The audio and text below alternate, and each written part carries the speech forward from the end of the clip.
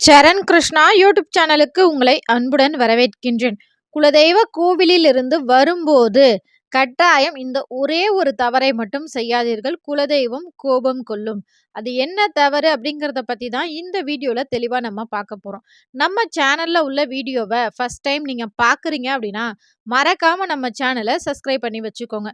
நம்ம சேனல்ல தொடர்ந்து குலதெய்வ பதிவுகள், ஆன்மீக தகவல்கள் வந்து கொண்டே இருக்கும். வாங்க வீடியோக்குள்ள போகலாம்.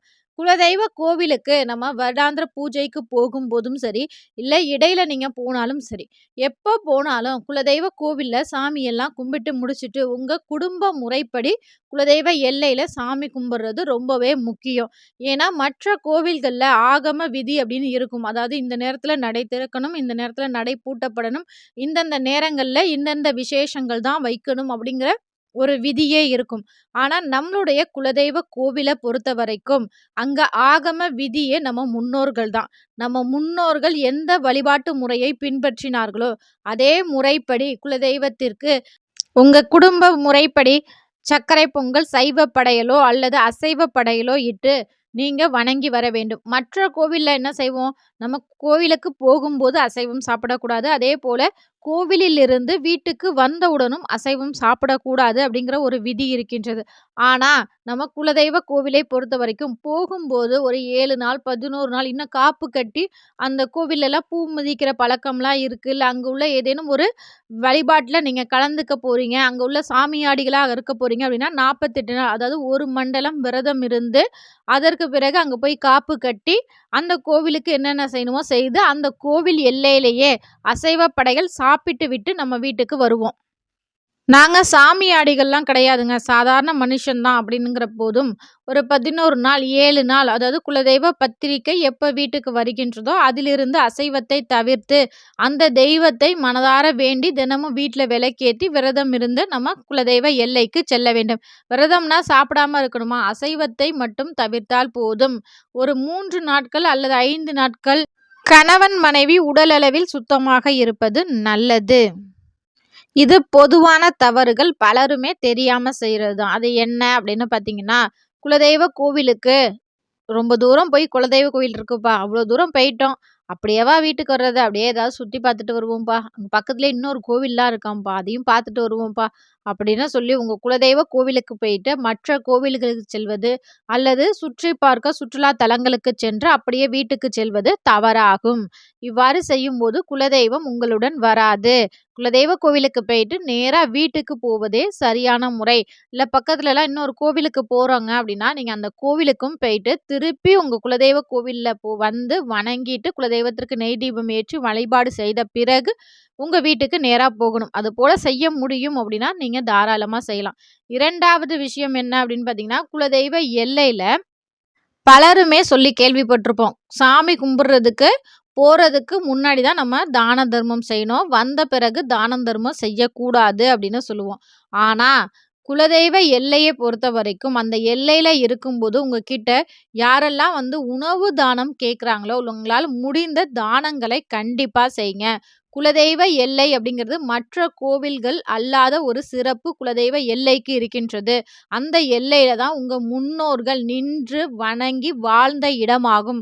அந்த இடத்துல வரக்கூடிய ஆன்மாக்கள், உங்க முன்னோர்களின் ஆன்மாக்கள் மற்றும் உங்க குலதெய்வங்கள் அவர்களின் ரூபமாக வந்து உங்களிடம் உணவு கேட்கலாம். உங்களிடம் ஏதேனும் தானமாக கேட்கலாம். அதனால் உங்களால் முடிந்த தானங்களை நீங்கள் செய்யுங்கள். அதேபோல அந்த இடத்துல இருந்து யாருமே தானம் கேட்கலனாலும் உங்களால முடிந்த ஒரு சில விஷயங்கள்லாம் அதாவது அங்க ரொம்ப வெயிலா இருக்கும் உங்க குலதெய்வ கோவில்ல அப்படின்னா, ஒரு நீர் பந்தல் வைப்பது, மோர் குடுப்பது, இதெல்லாம் தானமா நீங்க குடுக்கும்போது, இது அனைத்துமே உங்க வாழ்க்கையிலயும், உங்க சந்ததியினருக்கும் மிகப்பெரிய ஒரு நல்ல பலனை பெற்று தரும்.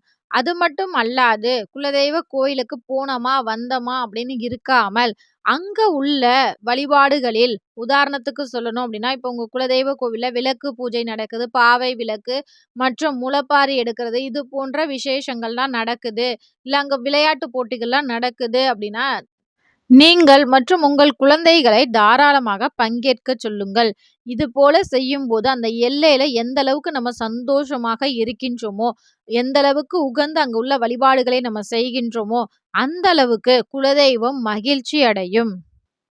இப்ப குலதெய்வத்தை வணங்கிவிட்டு வீட்டுக்கு வரும்போது கண்டிப்பா செய்யக்கூடாத அந்த ஒரே ஒரு தவறு என்ன அப்படின்னு பார்த்தீங்கன்னா, நம்ம துணிகளை மறந்தும் விட்டு விட்டு வரக்கூடாது. இது என்னங்க அவ்வளோ பெரிய தவறா? அப்படின்னு கேட்டீங்கன்னா, கண்டிப்பா இது ஒரு தவறு தான். இது ஒரு தவறு அப்படின்னு நம்ம சொன்னோம்னா, அதற்கு ஒரு காரணம் இருக்கும். அந்த காரணத்தோட நம்ம குழந்தைங்களுக்கு சொல்லிக் கொடுக்கும்போது, கண்டிப்பா அவர்களும் அதை பின்பற்றுவார்கள். அது என்ன அப்படின்னு பார்த்தீங்கன்னா, நம்ம ஒரு சில கோவில்கள்ல அல்லது பரிகார ஸ்தலங்கள்ல, இல்ல முன்னோர்களுக்கு இந்த ஆண்டு தர்ப்பணம் அப்படின்னு வருஷம் தர்ப்பணம் கொடுக்கும்போது பார்த்தீங்கன்னா, அந்த கோவில்ல நல்ல அந்த குளிச்சுட்டு அந்த துணிய அப்படியே விட்டுருங்க அப்படின்னு சொல்லுவாங்க. ஆறு ஓரங்கள்லாம் பார்த்தீங்கன்னா, அந்த துணி போடுறதுக்குன்னே ஒரு இடம் வச்சிருப்பாங்க. இது எதற்காக அப்படின்னு பார்த்தீங்கன்னா, நம்மை பிடித்த கஷ்டங்கள், கர்மாக்கள் அனைத்தும் உங்களை விட்டு விலகட்டும் அப்படிங்கிறதுக்காக, அந்த துணிகள அப்படியே விடுறது. அது மட்டும் இல்லாம ஒரு சிலர் ஒரு வீட்ல ஒருத்தவங்க இறந்துட்டாங்க அப்படின்னா, அவங்களுக்கு ஒரு சில துணிகளை வந்து கோடி துணி அப்படின்னு சொல்லுவாங்க. அல்லது ஒரு சிலர் வந்து இறுதி துணி அப்படின்னு சொல்லுவாங்க. இது போன்ற துணிகளை ஒருவர் வீட்டில் மரணித்த பிறகு 1 வருடம் ஆகும்போது அவர்களுடைய நினைவு, அவர் ஆன்மா அனைத்தும் அ மேலோகம் செல்லட்டும் அப்படின்னு சொல்லி அந்த துணிகள் அனைத்துமே விட்டுட்டு அவர்களுக்கு தர்ப்பணம் நம்ம குடுப்போம். இப்படி நம்ம துணி விடுறோம் அப்படின்னாலே, அதற்கு காரணம் என்ன? நம்மை பிடித்த நம்மளுடைய கர்மா அனைத்தும் நம்மை விட்டு விலகணும். நமக்கு எந்த ஒரு என்னுடைய கெட்ட காலம் அனைத்தும் என்னை விட்டு விலகணும் அப்படிங்கிறதுக்காக தான் ஒரு துணிய அந்த இடத்துல விட்டுட்டு வரோம்.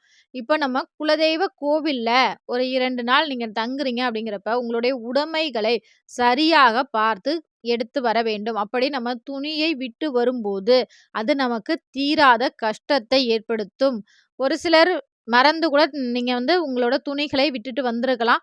நீங்க அந்த வருஷம் எப்படி இருக்கு அப்படின்னு யோசிச்சு பார்த்தீங்கனாலே உங்களுக்கே தெரியும். அந்த வருஷம் முழுவதுமே நமக்கு ஒரு கஷ்டங்கள் வரும். தீராத ஒரு நமக்கு ரொம்ப பிடிச்சவங்களுக்கு அதிகம் கஷ்டம் வருவத நம்மளால பார்க்க முடியும். அது ஒரு மன கஷ்டத்தை அதிகமா நம்மளால உணர முடியும். அதனால மறந்தும் இந்த ஒரு தவறை செய்யாதீங்க. இதுபோல செய்யும்போது நம்ம குலதெய்வமும் நம்ம கூடவே வராது. நமக்கு கெட்ட காலம் ஆரம்பிக்க போகின்றது அப்படிங்கிறதுக்கு ஒரு முன்கூட்டிய ஒரு உதாரணம் கூட இந்த மறதியில இந்த துணிய விட்டுட்டு வர்றது தான். அதனால குலதெய்வ கோவிலுக்கு போகும்போது என்னென்ன உடைமைகள் கரெக்ட்டா எடுத்துட்டு போறீங்களோ, அதே உடைமைகளை மறக்காம எடுத்துட்டு வாங்க. இந்த வீடியோ பார்க்குற உங்களுக்கு இது போன்ற அனுபவங்கள் இருந்திருக்கா? அப்படிங்கிறத மறக்காம எங்களோட கமெண்ட் செக்ஷன்ல ஷேர் பண்ணிக்கோங்க. இந்த வீடியோ உங்களுக்கு பயனுள்ளதாக இருக்கும் என்ற நம்பிக்கையில் மற்றொரு வீடியோவில் சந்திக்கிறேன். உங்களுக்கு உங்க குலதெய்வத்தை ரொம்பவே பிடிக்கும் அப்படின்னா, ஓம் என் குலதெய்வம் நமக அப்படிங்கிற கமெண்ட்ஸ மறக்காம எங்களோட கமெண்ட் செக்ஷன்ல ஷேர் பண்ணிக்கோங்க.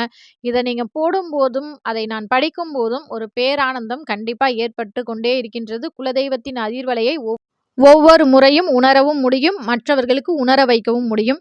கண்டிப்பா இந்த வீடியோ உங்களுக்கு பிடிச்சிருந்தா லைக் பண்ணுங்க, ஷேர் பண்ணுங்க. மறக்காம சப்ஸ்கிரைப் பண்ணுங்க. இது உங்கள் சரண் கிருஷ்ணா யூடியூப் சேனல். நன்றி, வணக்கம்.